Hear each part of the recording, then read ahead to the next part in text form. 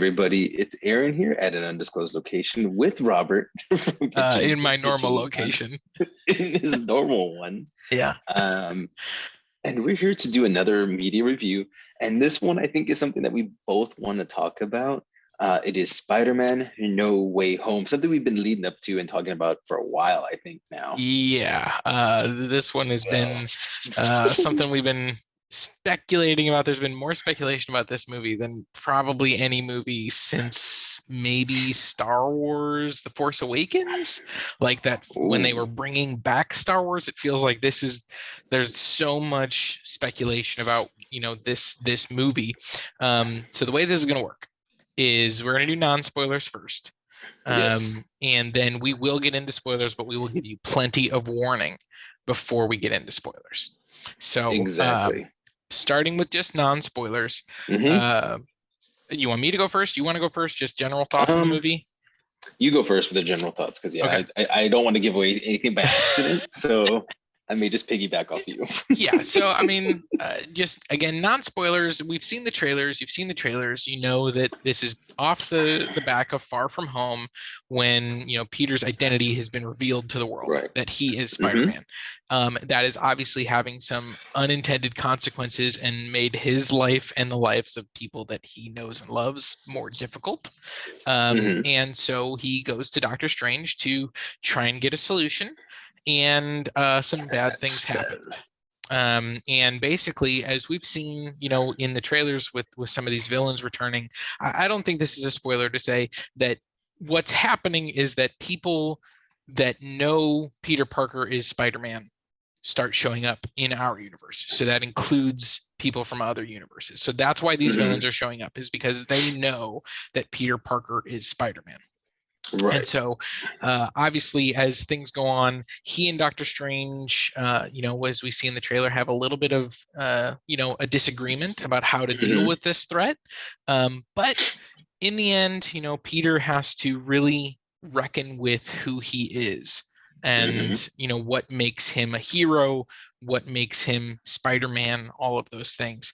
And so, no more plot necessarily, but I will just say that I felt like this was a culmination. This is 6 movies of Spider-Man, and this truly felt like now we got the origin story. So, they kind of said in Homecoming, when that was coming out, like, we're not going to do another Spider-Man origin story. But it feels like, no, they did. They just took a trilogy of solo movies to tell his origin, because it feels like by the time this movie ends, we really know who Spider-Man is, and he has a full understanding of who he is. It is a Spider-Man movie, which is to say there is a lot of emotional stakes. There's a lot of, physical stakes. There's a lot of, tragedy that happens in the life of Peter Parker, because that's kind of who Peter Parker is. He's defined a lot by his tragedy, and also by how he responds to it. And so this movie, when we talk about Tom Holland's Spider-Man, I'm on record saying I love his portrayal. I think he's uber talented, and that shines through once again. I think he is phenomenal in this movie. I think our returning villains, really all of them, I think I could have done with more of them. Like, I think, maybe there wasn't as much as I would have liked. And I think my big criticism of this movie is just that it does kind of rely on the previous media that we've had before for some shortcuts to some emotional beats. Like, there's things that, like, are very emotional for people that have been watching all of these Spider-Man movies over the years and really know a lot about who Spider-Man is from the comics and, like, from the movies and things like that. Like, and all of those beats are really rewarding if you have that deep knowledge of Spider-Man. But I think if you're maybe just an MCU fan, you're not going to get that hit. There's just some shortcuts with some of the villains and some, like some of those beats that I think might not be as strong. And so that's my big criticism. And I will just say that it's not a criticism that I felt, but like, my sister is not, she doesn't have the historical nerd knowledge. She Right. just got into the MCU in the past few years. I've been working on her for a while, and got her into it, and she loves it. She's been watching all the Disney Plus shows. Like, she's really into the MCU. She really enjoys it. And Yeah. after I saw this movie, I texted her. I'm like, you got some homework. Like, you've got to go back and maybe watch some bad movies too, because otherwise it won't quite hit as hard. So I think that's my big thing. But ultimately, I really enjoyed the movie, and I don't want to get into spoilers, so we won't. Right. But I think that I need to see it again to be sure. But I think this might be my favorite live action Spider-Man movie. Ooh. See, and I agree with you. I think it almost like in reverse order. This ends up being the like you said, the origin film is almost what this is becoming. And so it's almost kind of like we went backwards for the last few movies, which is fine. I actually think this was a good way to tell an origin story without telling the origin story too. Because it's like, we already know bitten by radioactive spider. We all know great power comes great responsibility. That's Peter Parker. That's in every single movie, every single comic, every single iteration of him pretty much is always the same. Somebody dies, and that's what puts him on the path. Now, like you said yourself, how he takes it is what defines him as a certain Peter Parker. Yep. Whether it's the one we all know and love, whether it's, like I think I mentioned in our last video, more of an assassin kind of one where he's like, nah, screw it, I'm just going to go Punisher style and kill everybody. Or if it's something in the middle, or like somebody like Spider-Gwen or Ghost Spider, whatever you want to call her, Silk, and other spiders out there. And I really think this film touched on it properly. I think you're right. I think I'm going to say, I am going to say, I don't think it's a big spoiler because, again, it's in every Spider-Man film. I'm happy with great power comes with great responsibility came out. Not going to say how it came out right now, but I'm happy it did because that's something. Oh, excuse me. That is something that I think is needed for him, especially in this film, especially being, again, almost working as an origin story for him. We needed this. We needed that line, and it came at a proper time. I will say that, and again, I agree with you. If you haven't seen every Spider-Man movie, I guess I should say, out there, this is going to have a different hit with you. I was talking to a friend actually yesterday while I was relaxing up here, and she asked me, she goes, what do you think of Spider-Man? I said, oh, I loved it. I was like, you should go see it. She goes, that's weird. I was like, what? She goes, my other friend just told me not to see it. It sucks. And I was like, no. I was like, don't believe your friend, go see it. So she texted me about, it's like, about 10:30 right now. So she sent me about 2 hours ago and said, you were right. She goes, I'm glad I went to you because I know you're a diehard Spider-Man fan. And I know she's not really hardcore Spider-Man fan, which told me kind of like what you said. Did she watch all the other Spider-Man stuff throughout the years? And it's like, maybe you missed those beats because you don't know them. Yeah. That's something like I will see firsthand probably Tuesday or Wednesday when I take my kiddo, because she's never seen some of the older Spider-Man stuff. So I'm curious to see how she's going to react. And I will say, like, even though that's my criticism is that they took some shortcuts, like, I think this movie will still work for people that haven't seen those. I think it's just some of those pieces won't be as meaningful or as impactful or as emotional necessarily. But that doesn't, again, I think they did a good job of still giving you the information you need. But I just think, like, you won't necessarily have the connection. And yeah, there's been, before the Tom Holland movies, there were 5 Spider-Man movies. There's 3 in the Raimi trilogy and then 2 with Andrew Garfield.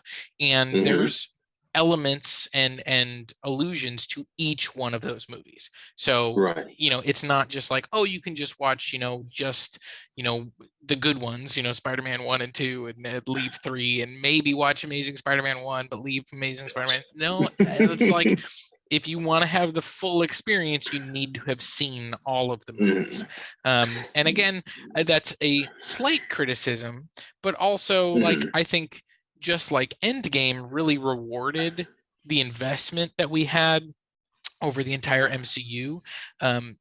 This movie rewards your investment in Spider-Man. Like, if you are a Spider-Man fan, if you've been watching these movies for 18 years, if you've been a comic lover of Spider-Man, like, this movie rewards you for those things. And I think it does it really well. So I don't mean to sound like it's a bad thing that they're doing that. I just think that it's not necessarily going to hit the same for every person that goes to see it. And I feel like you're right on that. It's not going to. And it almost, I'm not gonna say it's a bad thing either, but I mean, I've had no joke. I was driving for about 5 hours. I had about 5 hours to think about this film after we watched it. Literally watched it the next day. I was on the road driving. So I thought about it a lot. And that's where you say it's not a bad thing. And I tend to agree, but it doesn't, not so much as a bad thing, but it's kind of a handicap for like the younger audience. Like you said, we're what, 15 years now into almost 15 years into the MCU? Where are we Yeah, at? it's like 2008? it's yeah, about 14 years because we're at the end of Yeah. 2021, so 13 and a half, you could say. So Yep. yeah, so 13 and a half years. My kiddo's not old enough to have seen the original Spider-Man unless I go take her to watch them. And we're like, Right. hey, let's pop this DVD in and watch. So I do feel for like some of the newer fans, anyone like basically maybe even early 20s and below, they're not going to get that same rewarded factor as someone like me and you who's yeah, hey man, I've been here since the beginning. I Yeah, I mean, remember when, you I know, grew up on those Spider-Man movies, like exactly. X-Men and Spider-Man movies, like those early 2000s movies, like those were my Hmm. jam. And, Exactly. and I kind of grew up even within that Raimi trilogy where it's like the first Hmm. two hit really hard and then the third one, like I was old enough to be like, no, this isn't very good. Exactly. And see, and that's where, Even without the knowledge of, different comic stuff that was also making it bad. It was like, no, this is yeah, also just not a very good movie. it's not a good film. And see, that's where I feel like some of the younger audience will take a little bit of a miss. But for the writing part of it, like you said, I think we get enough sprinkles in there of Mhm. what's going on and why it's going to hit because of what they talk about, what these other actors in the film are talking about. And I will say this, it did one thing way better than Spider-Man 3 did in it, ever. And maybe even Amazing Spider-Man 2. It was able to put a bunch of villains in it and tell a good story. I know in Spider-Man 3, the biggest thing the critic says, oh, there's too many villains, there's too many of this. But no one's saying that for this Spider-Man film because they knew how to write them and Mhm. write them well and knew how to sprinkle them in and not as much as they're a focal point is as much as they're really not. They're just in the way almost to tell the Yeah. story. And And it's one that of was the those perfect way to things. do it. Yeah, it's one of those things where I would say that again, this is where that shorthand comes in, is because Mm-hmm. we can bring the knowledge of their previous iterations with us. And we can Exactly. say, yeah, we're getting Willem Dafoe's Green Goblin. We're getting Alfred Molina's Dr. Octopus, like, Yes. and so when they show up, we don't need to Mhm. establish their backstory or establish, it's just like, oh, this is a Spider-Man villain who is out Mhm. for blood and wants Peter Parker. Yes. And so like that, like that's all we need. We don't need that full backstory, but because we got that backstory in other movies, we do feel that weight. And that's where I would just Mhm. say that people that maybe haven't seen those movies, they might not feel like these villains are fully fleshed out. They might be like, oh, Right. they just show up and they're just cackling, mustache twirling villains. Whereas Yeah. we know there's a lot more to them, and they do Yes. allude to those things behind them, with really every one of them. Mhm. It's just not necessarily that that We have to same. spend an hour talking about it. Right. And so like that's the thing where again it's a little bit of short movie making shortcuts, but it's Mhm. also it's part of a franchise, and they're saying this is Exactly. part of it and you need to have that knowledge to fully experience this. So it's not necessarily a bad thing, it's just something It's interesting to know before you go to see it, I would say. exactly. And I will say this, either like you told your sister, go ahead and see the other stuff ahead of time because it'll help. I'm also one of the ones that says go watch it now, then go watch the old films and go watch it again and see if it hits you differently. Because I'm curious if it will for Yeah. anyone out there. See, Well, because I it's think, like, yeah, for no, me, go it for was it. like, I was like, go back and watch those films, or at least like read a synopsis. Like you at least Yeah, need a backstory of what's going on in those movies. Okay, exactly. let's just, let's move on. Let's give our scores, and then we'll move into Yes, spoiler territory. Um, we can talk. so again, this is after only one viewing. I will see it again, hopefully in the theater again, because I He was really trying to enjoyed be the my date experience. tomorrow for it. I was, but I actually have to work, unlike this guy. Hey, Uh, I'm going in the middle of the night, I think, to see. I think we're going like at 8. So, oh, okay, nice. yeah. Anyways, so Ow. I think I'm gonna give this after one viewing, I'm gonna give this a score of Funny bone, not funny. 8.3 out of 10.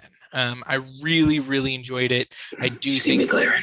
I do think there are some things that we might talk about in spoilers Yeah. that again weren't quite done the way I would have necessarily not to say preferred, but just like it was almost like, okay, like this is a little bit of a dropped thread or something that, you know, there's a little bit of like, we could have, you know, maybe tweaked that a little bit.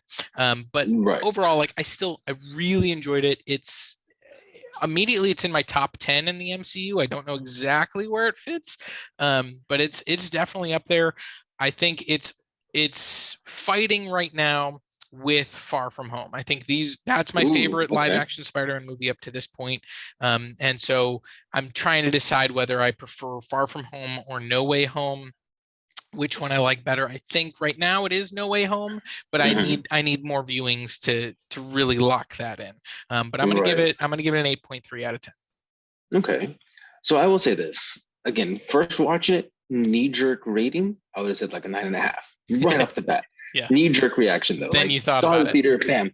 Yeah. Then I had 5 hours sitting in the car driving to think about every little detail that came out. Yeah. And I still love this movie. Again, we all know, even when we did our MCU reviews, I would skew for Spider-Man because that's who I am. I love him. But I don't know if I would go as low as you did, but I will say like an 8.7. Okay. I think it's a very good film, really well written. But as we just talked about, it's really well written and really a big payoff for someone who's watched 9 other movies before this or so, you know, or give or take. You know, I'm just depending on how you want to look at how many movies you want to watch.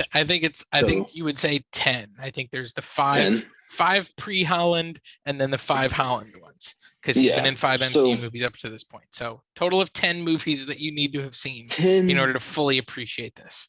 Yeah, I mean, you're right, because you really have to watch Amazing Spider-Man 2. Because I'm trying to avoid that one, honestly. But you're right, you do. You do. And that's the thing. You have to watch all these films to really, really appreciate it. And there are some threads that I was iffy with once I started really sitting there and thinking and analyzing for 5 hours straight about this movie almost.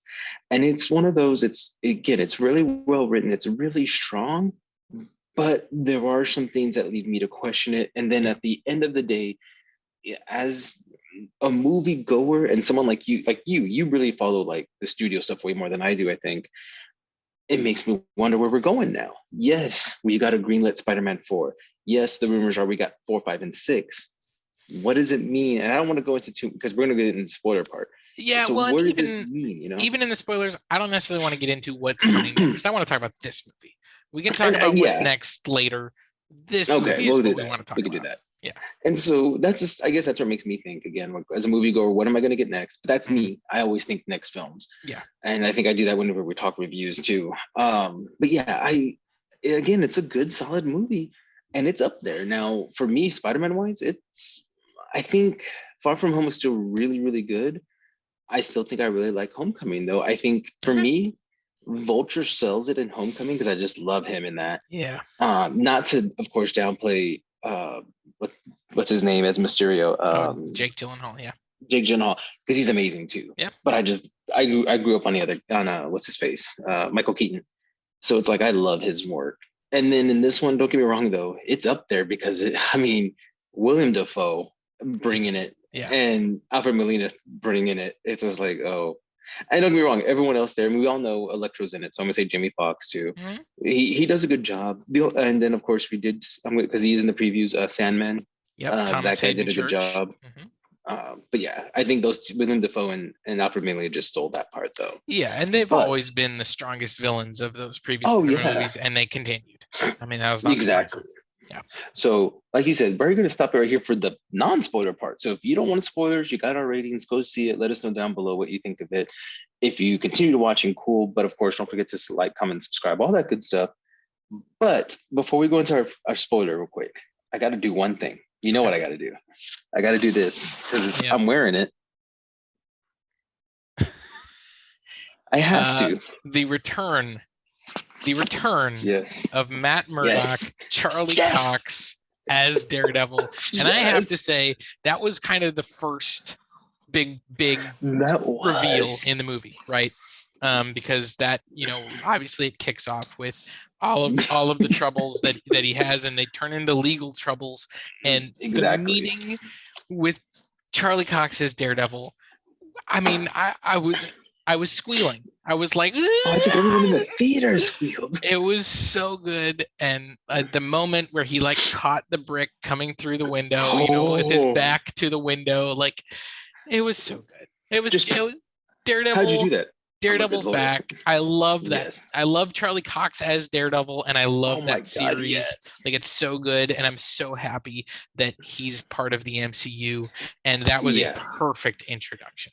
Like, it was. I mean, Spider-Man and Daredevil have always been intertwined. They've always known what's going on. It feels like Matt has helped Spider-Man in the past. Peter's kind of pulled Matt Murdock from the edge a couple of times. So it's amazing to see these two guys in a film together. Yeah. Now, I do, again, this is kind of where, like we were just talking about, watching everything pays off.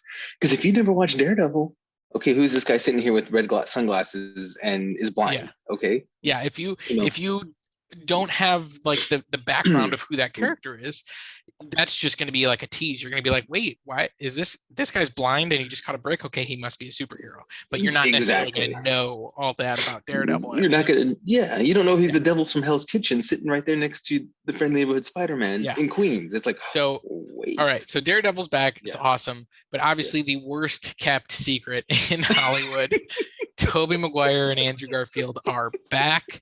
This is a full-on, multiverse movie with the Spider-Man back, which obviously, it's really interesting. So the way that spell worked, it was like it pulled in people that knew, Peter Parker was Spider-Man. Obviously, it didn't pull in everyone, right?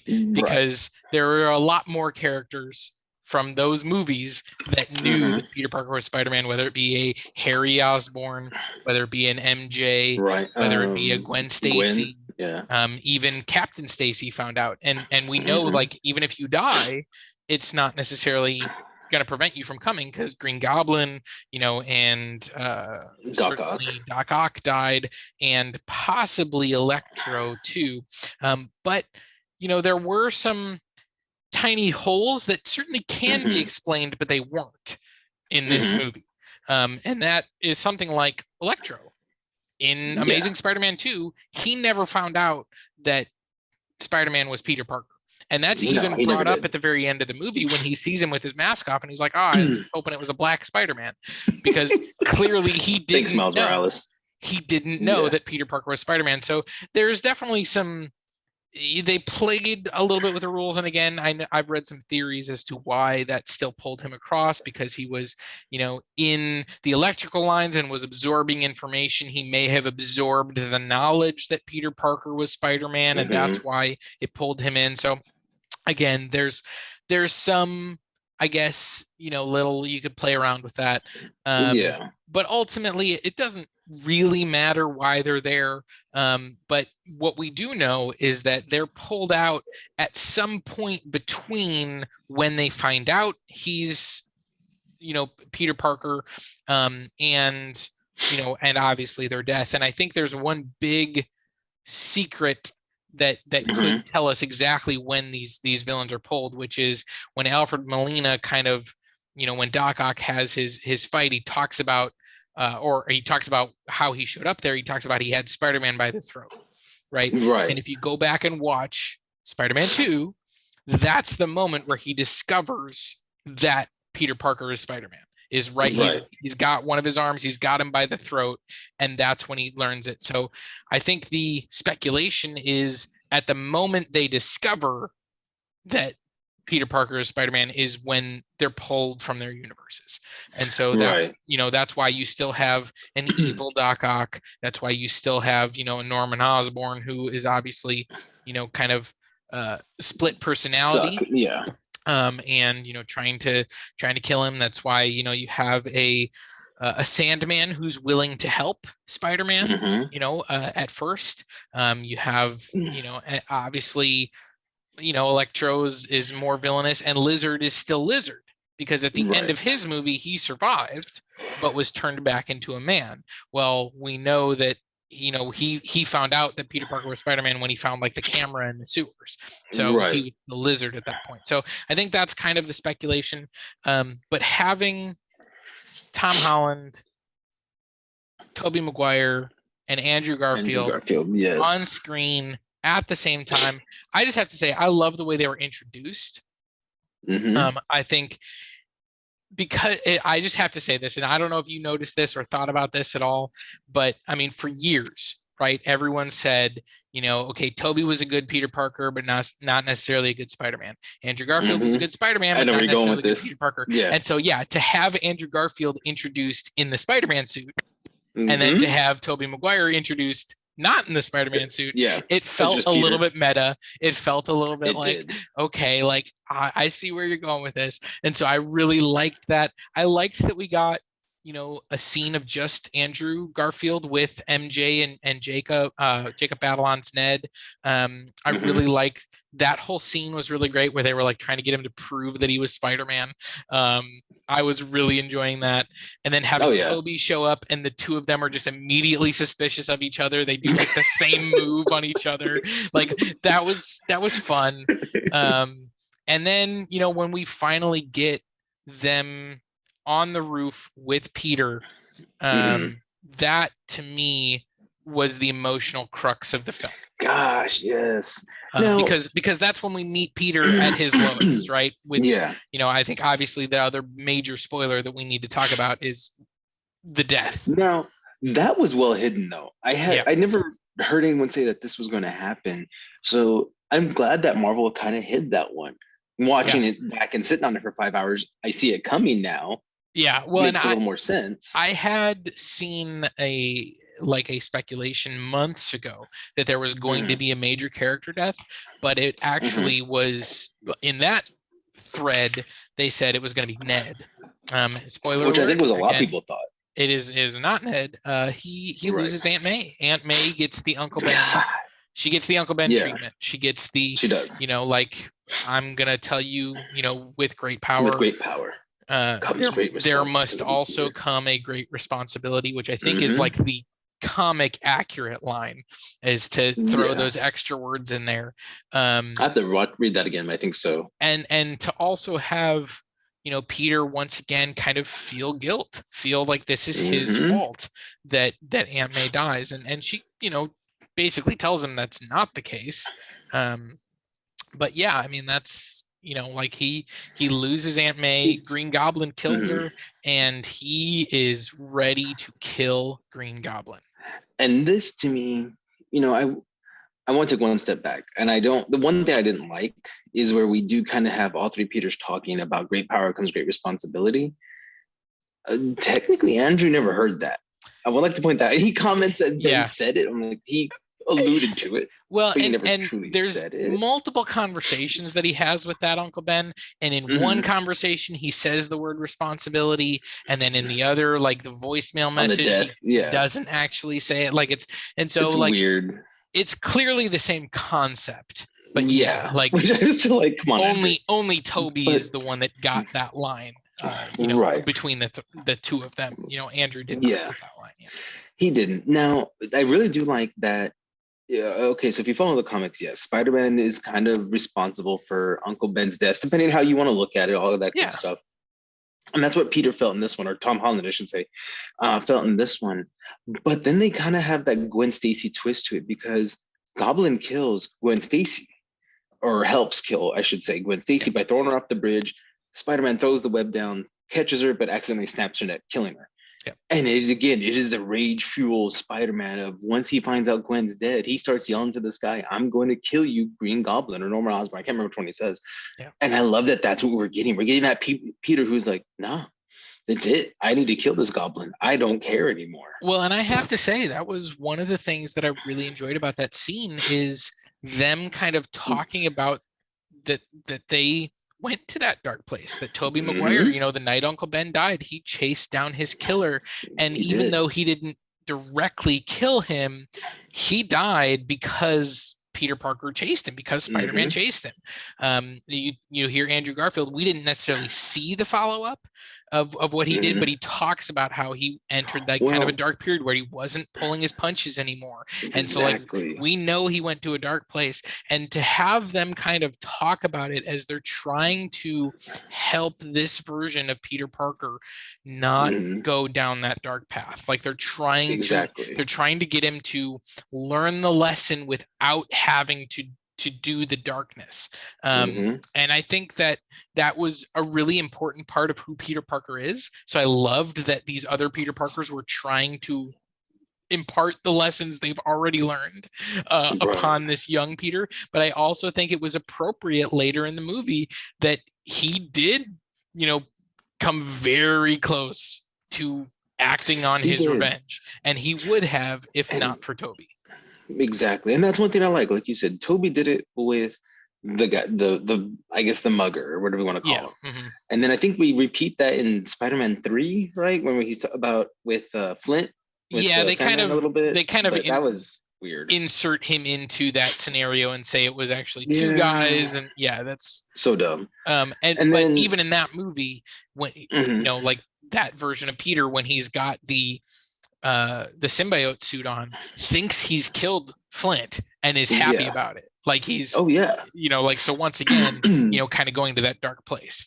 Exactly. And then, like you said, Andrew, I think we see it with what do they call him? The New Goblin, or do they call him the Green Goblin in the second one? I can't remember what they call him. I don't remember what they call him. Yeah. But I mean, we see him literally beating the crap out of his former best friend now, and ripping the goblin armor to pieces, and just beating the man to death almost. So like Andrew said, I stopped pulling my punches, and that makes me wonder too, with that comment alone, and of course seeing where Tobey Maguire is, where in life are these Spider-Men being pulled from? Like, we know where the villains are being pulled from, but where's Andrew being pulled from? Where's Tobey being pulled from? Yeah, it feels like Andrew was like in a dark alley. Yeah, it feels like they're being pulled from their present day. Like it feels like they've both this is Toby 17 years or what it was, I think whatever. Spider-Man 3 came out in 2007, so like 14 years after those events. This is Andrew Garfield 10 years after the events of Gwen Stacy. Like that's what it felt like, is like they weren't trying to say that they were pulled from their early days or anything. These are the seasoned Spider-Mans that have been around for a while. And I just have to say again, like the science scene, having them all, like working the problem, doing science, like that was just, it was delightful. And then when they're actually all fighting, at the Statue of Liberty, and they have that moment where they kind of all swing and they're all doing the same pose. And I was just, it was so cool. Like that was fan service, but it was fan service done spectacularly. And it was just, I loved it. I am sorry. I think the Statue of Liberty scene was the best, though, of the whole film. First of all, thank you, Andrew, for finally getting a 30 in your name, because he was Peter number 3. He was, yeah. Which I thought was funny, because it's like, okay, that's the only way he's ever going to get a 3. He's never going to get a Spider-Man 3. Yeah. So I thought that was funny. I did love that we see, kind of like you said, we see a seasoned Tobey Maguire who's been through the ringer. He's still being Spider-Man as an older man, having back issues. Andrew has to pop his back forward. Well, which is a double callback. It's a double callback because in between Spider-Man 1 and Spider-Man 2, Tobey Maguire had shot the movie Seabiscuit, and he'd hurt his back and there had been speculation that he wouldn't get to continue playing Spider-Man, that they were going to replace him in Spider-Man 2. Obviously that didn't happen, but then in Spider-Man 2, when he's depowered, he has one of those falls, like, my back, and so like that was that's right, because he falls from the roof or something. Right, and so that was a meta joke at the time to his back injury, and now this is like a double callback to both of those things. So I thought that was really fun. Yeah, that's funny. I didn't know about the Seabiscuit theme, but I just love that Andrew's like, oh yeah, you feel good. Yeah, and then let me do an adjustment on you. I was like, that's funny. That's just hilarious. And then I love, like, they're all talking about like, oh, what villains did you fight and all this, and Andrew's like, I just I Yeah. didn't do anything. Like, Yeah, that was great. He's, you got Toby talking about how he's fought, an alien, ball of goo. Obviously, he's yeah. talking about Venom, and Holland's talking about Thanos. yeah, he's talking about like fighting aliens, fight with a purple, giant who loves stones or whatever. And then Yeah. Andrew Garfield's like, I fought a guy in a rhino like metal suit. He's like, I feel lame, and I loved love it. how Toby is just like, but you're amazing. You have to think that in your back of your head, you're amazing. I'm like, really, the amazing Spider-Man? Can we just hit this over the head? Like, we're gonna call you amazing 4 times in like 8 seconds. I thought it was freaking hilarious. I loved it. Yeah, it was great. I want to back up because I think Okay. at the crux of this film is Peter's decision to try and save his villains, right? Right. We get this, and that's a Spider-Man trait. Like, and that's been true of Tobey Maguire. It's been true of Andrew Garfield, and it was certainly true of Tom Holland because he saved Vulture in the first movie. Like he didn't want to kill Mysterio in the second movie. All those things, like that is a very strong trait of Spider-Man. And so I love that you pit him against a character like Doctor Strange, who is saying, listen, we have to just send them back. We have to fix our universe, and whatever their fate is in their other universe, there's nothing we can do about it. Like, we can't control that, and we just have to do it. And I love that Peter, with May's kind of, pushing, says, no, I have to try and help them. Like that. Right. And that's a Spider-Man thing. And wanting to help and having it blow up spectacularly, having May die, having, most of the villains completely turn against him. Like that's also a very Spider-Man thing, is like he tried to help them and it didn't work, and he paid the price for it. And so I love it. This felt so Spider-Man. Like all of this, it felt so right. And I love, again, that conflict between him and Doctor Strange. I thought it was perfectly played. You understand exactly both of their perspectives, why they feel the way that they do. And I loved their fight. And I especially, there's 2 things that I especially love. Number 1 is when Doctor Strange pushes him into his astral form, but the Spidey sense keeps him, like his body is able to still evade Doctor Strange because it's the Spidey sense. It's not Peter, it's the Spidey sense. And so that was awesome. And then I just love how it confused Strange too. He's like, how? How and is then this possible? The second thing that I loved is when they're in the mirror universe and Peter uses math to defeat Doctor geometry. Strange. Like, it was so good. I was like, God, this, like, only in the MCU can Spider-Man use math to beat a villain. Like, only the MCU would do this, and it's so great. It's lovely. And I loved it. I do love, you just said it, and I don't know if you did it intentionally or not. Doctor Strange is our 6th villain for our Sinister Six. If you look at it, we have 5. Well, we have 5 true villains. Let's face it, we have 5 true. Doctor Strange isn't necessarily a villain, but an obstacle. At least I will say that. But it almost made a Sinister Six with using Doctor Strange as your 6th placement. Because I'm going to look again, we're still in spoilers. I want to touch that Venom coming out to me was just like, okay, like, which was just a throwaway to me. And it was another moment of, why is he there? Because again, he doesn't know Peter Parker. So it's the same thing with Electro, except that at least with the Electro one, I feel like there's a possible explanation. With this one, the only explanation I've seen is they've talked about like the hive mind, the symbiote hive mind. And obviously there is the symbiote in Spider-Man 3. That's the one that, attaches to Topher Grace. And that one knew that Peter Parker was Spider-Man. But I don't like that theory. I don't like it at all. Because now I get hive mind mentality, which is in the comics. We had a whole thing about was the King Symbiote. I forgot what the storyline is called because I thought it was kind of weird. Yeah, the King in Black. Is that the one? Yeah, I think that's the one. And it's a whole about the hive mind and all of that.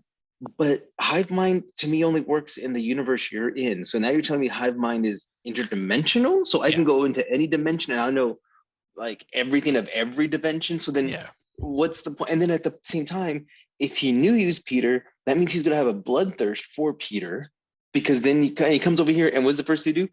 Well, let's get drunk at this bar. That scene was just pointless for me. Because again, there's no reason for him to be there because he doesn't know. Okay, we go with the hive mind. Then the first thing Venom would want to do is go kill Peter Parker or go kill who he loves, because that is Venom.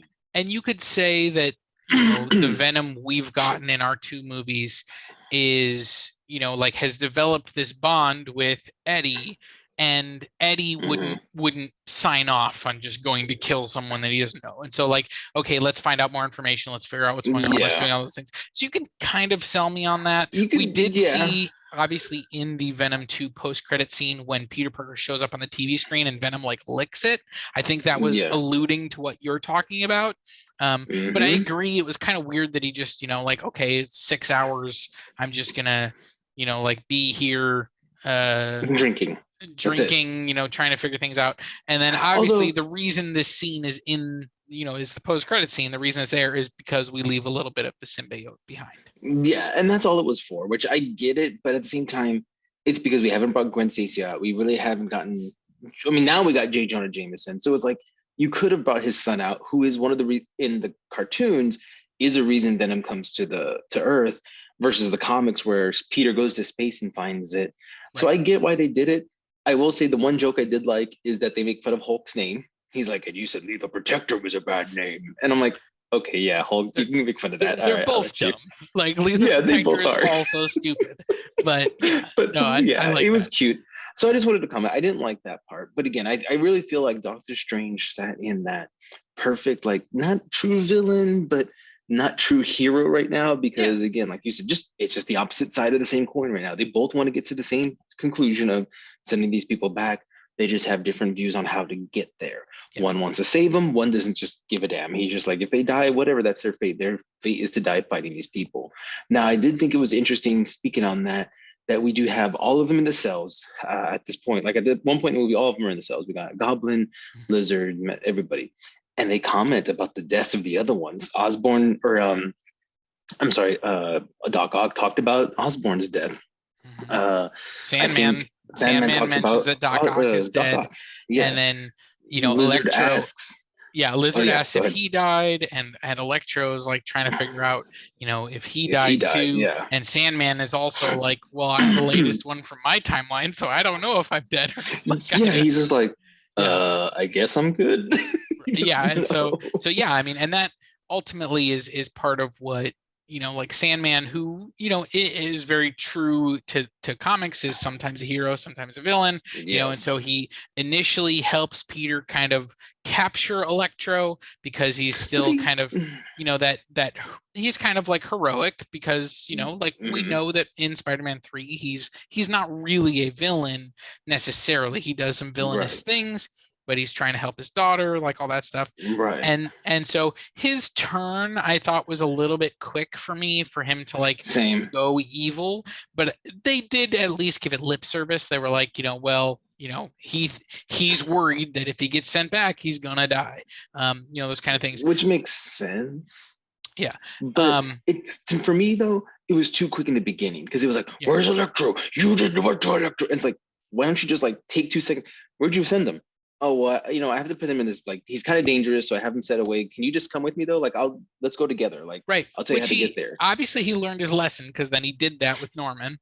Right. And I will say that was a great reveal of Peter like running in, worried that like May was in trouble, and then it's just Norman's just sitting there like, I don't know what's happening. People are living in my house. And it was like Oscorp. It was so good, and it's like we know that he's gonna be evil, and it's just so good. I want to ask you, because I mean, we have out of all 5 villains, who do you think portrayed theirs the best out of all those guys? I mean, who did you like the most? I guess I'll say. Yeah, I mean, it's still Green Goblin. It's still Willem Dafoe.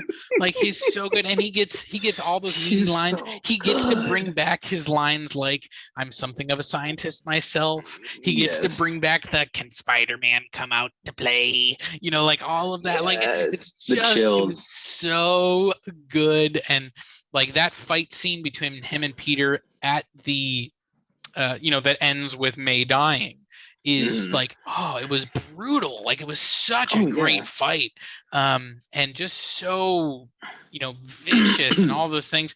And then, yeah, having them have like their final confrontation. I love that it was a pumpkin bomb that caused, like that ultimate rift in the universe, where, Peter had to make the ultimate sacrifice.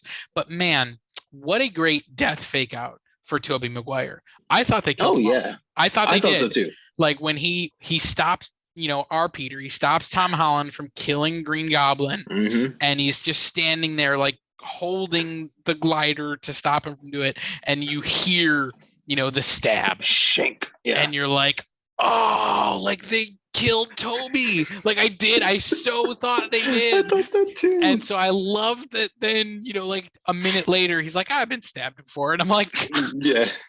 This is fantastic. But I do like good. That at the end of it, Andrew's holding them up and he's like, yeah, we're fine. You're hurting oh yeah, I'm hurting. Yeah. Oh yeah. That does not feel good. But yeah, I loved it. It was a great fake out. And I have to just say, I know we got to wrap up because we've been talking for a long time. Oh yeah. The way this movie ends was absolutely perfect for me. This was Peter having to make the ultimate sacrifice, and this is a Peter who is able to make that sacrifice that the other two haven't been able to, because we've seen in all the universes that we've seen before, whether it's Tobey Maguire or Andrew Garfield, they always want to, part of the reason for keeping their identity hidden is they want to protect the people they love, right? They don't want to put them in danger. And so, this Peter Parker is presented with an option to basically say, I'm not going to have anyone in my life that loves me or that I love, and I'm going to take that option. He doesn't initially think he's going to do that, right? Because initially, he's I'm going to find you, MJ. I'm going to find you, Ned, and I'm going to, we're going to rebuild our relationship. You're going to forget about me, but I'm going to find you.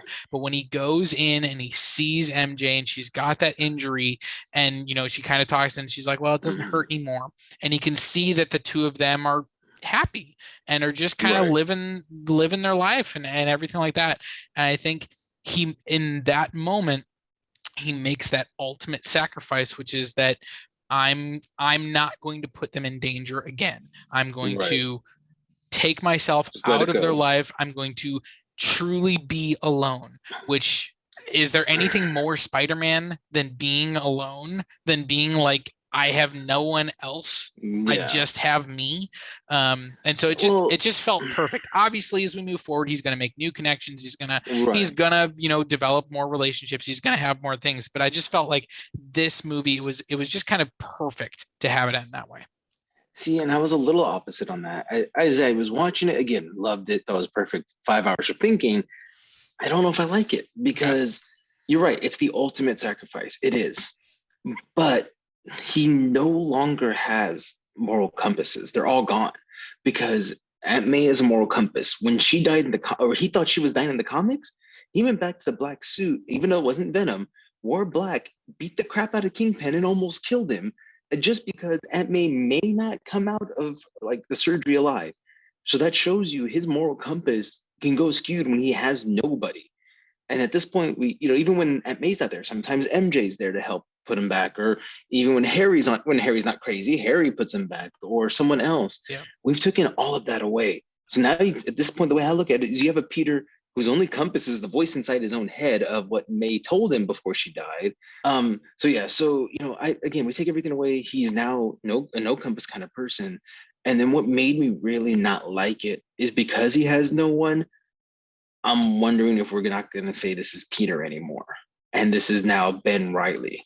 That's where my concerns become, because now that's what he is. He is Ben Reilly at this point. Ben Reilly had nobody. And this is what we're leading into, I feel like. And that's what makes me nervous, because it's like, we just erased everybody. I don't think it's that, because I think that when you look at, the way that we end things, knowledge of Peter Parker has been erased. Knowledge of Spider-Man has not. We know that's true because J. Jonah Jameson is still talking about Spider-Menace. We know that He sees Happy at like May's gravestone, and part of their conversation, he says, how did you know her? And he says, through Spider-Man. And Happy says, me too.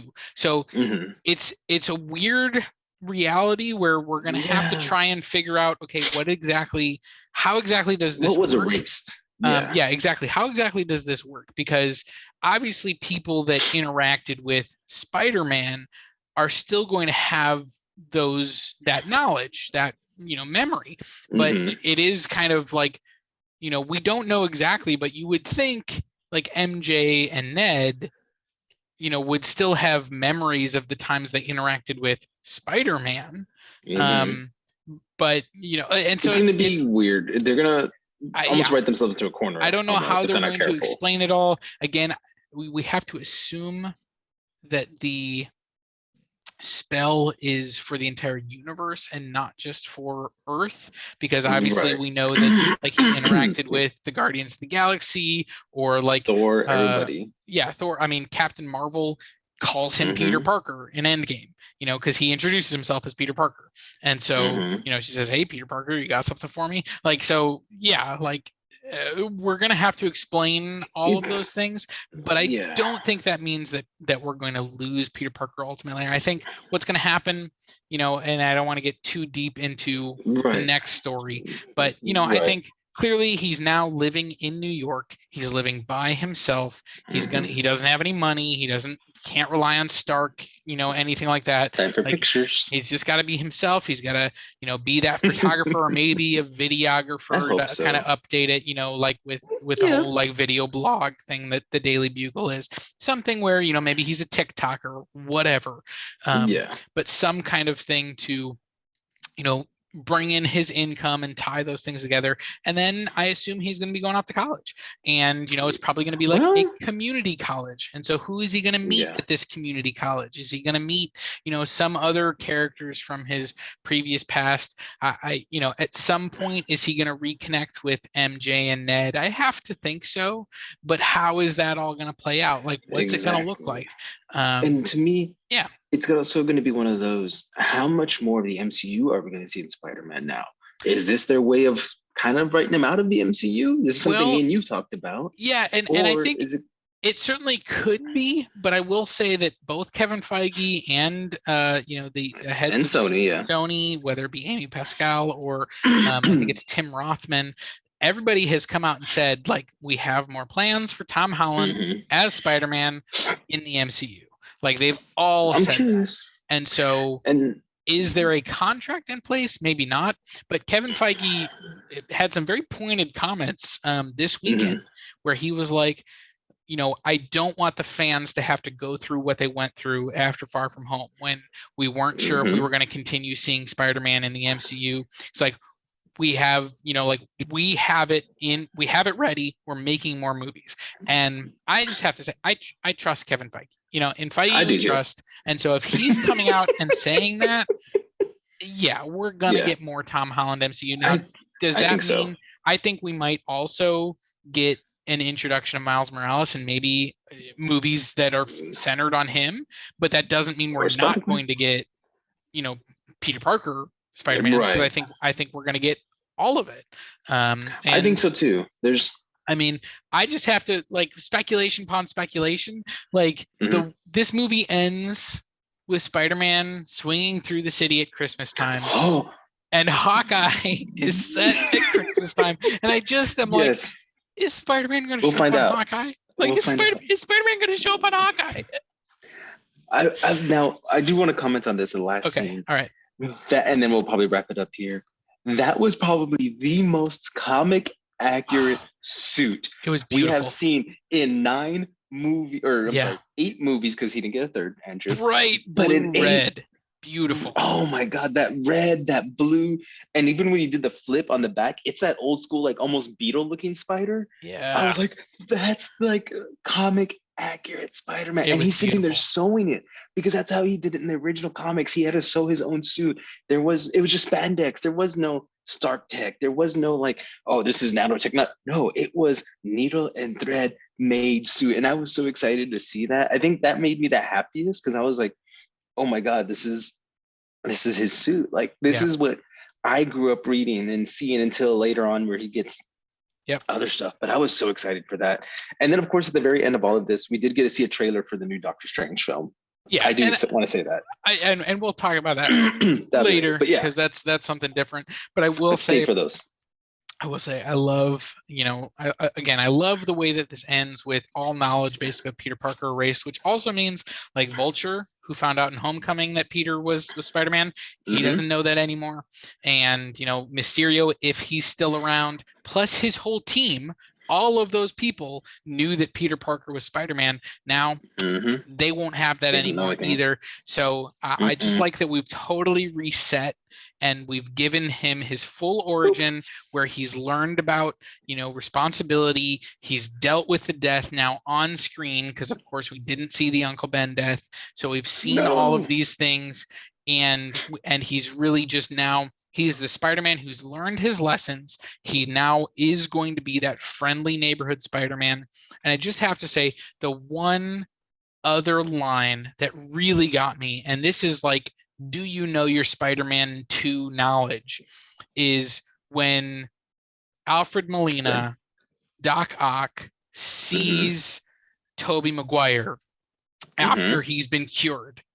And he says, Peter, how are you? And you just see that connection built once again. And Peter's line back to him is the same one he says in that movie, which is, I'm trying to be better. And it was just like, it was so perfect. And we didn't talk about the moment that Andrew saved MJ, he's kind crying, dude. And it was one of those things where I think it would have hit me harder if I hadn't known it was 100% coming. Like we talked about that weeks ago. Like as soon as we saw MJ in the trailer falling off something, it was like, well, Andrew's going to catch her because he's got to redeem himself. And so it was one of those things where it would have hit so much harder if I hadn't 100% known it was coming, but it still hit pretty hard and it was pretty cool. Oh yeah. And I agree that, all of that hit hard. It hit where it needed to, I think. But you're like, it's not as hard as it could have. I don't know. I just, again, such a well-written movie, I think, for what it did. Like you said, we took shortcuts. Pray and you watch those other films. At the end of the day, it's still a really great movie. I'm still happy with it. I'm going to see it again tomorrow. Well, by the time this video comes out, I probably would have seen it twice, maybe even 3 times by the time this movie comes out. Yeah. So I don't know. I guess I'll see how I feel on the second and third watch, with a friend who hasn't seen any. I don't think she's seen any of them. I don't know. Yeah. And I'm going to actually ask her now. And then, of course, I'm seeing it with my kiddo. So seeing it from someone I know that really doesn't know who Tobey or Andrew are, I'm going to be curious on how she's going to react. So. Yeah. And I think I want to see it again because I think there was so much speculation, there were so many moments that happened where it was like, okay, like now we've gotten that out of the way. Okay. We've gotten our Daredevil out of the way. Like it was awesome, but it's out of the way. Like, okay, now here's Tobey and Andrew and like, we've gotten them. And so there was like those things where I don't know that I was able to fully enjoy the movie because I kept waiting for what's the next thing that's going to happen. So I'm really looking forward to kind of seeing it again where I can just like enjoy the experience. I don't have to worry about like, whoa, what's going to happen next? Like I can just enjoy it, and we'll see if that ends up making it better or ends up making it worse. We'll kind of see. With all that being said, again, this is our both non-spoiler and spoiler review of Spider-Man No Way Home. Possibly the best live-action Spider-Man movie that there's ever been. Maybe even better than Into the Spider-Verse, depending on your perspective on that. I think they're neck and neck for me. I enjoy them both immensely. And so it's hard to pick one, and I'm not going to do it on this video.